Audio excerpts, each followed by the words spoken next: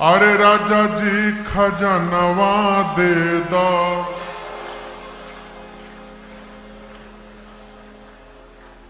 रानी जी गहनवा दे दो, राजा जी खजनवा दे दो, रानी जी गहनवा दे दो, राजा जी खजनवा दे दो, रानी जी गहनवा दे दो।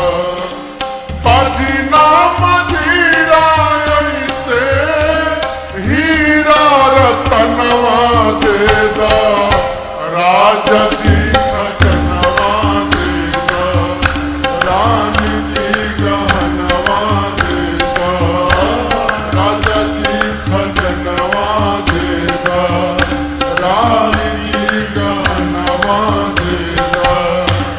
बाजी नाम जीरा ऐसे हीरा रतनवा दे दो, राजा जी खजनवा दे दो, रानी जी गहनवा दे दो, राजा जी खजनवा दे दो, रानी जी गहनवा दे दो।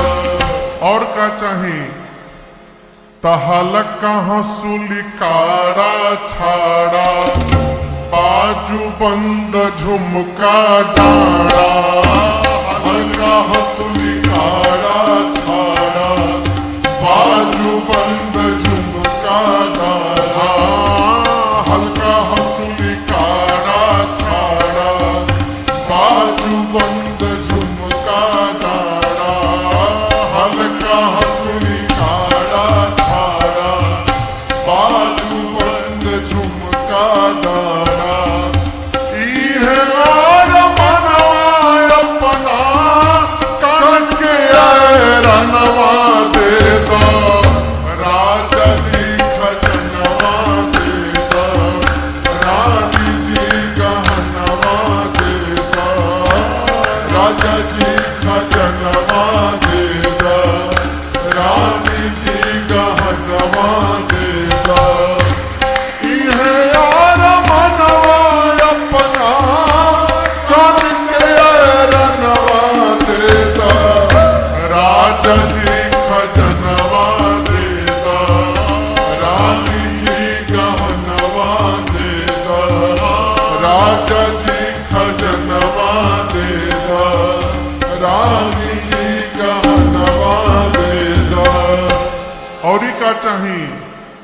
पाँव के पैजनिया दे दो, कमर कर धनिया दे दो, पाँव के पैजनिया दे दो, कमर कर धनिया दे दो, पाँव के पैजनिया दे दो, कमर कर धनिया दे दो, पाँव के पैजनिया दे दो, कमर कर धनिया दे दो।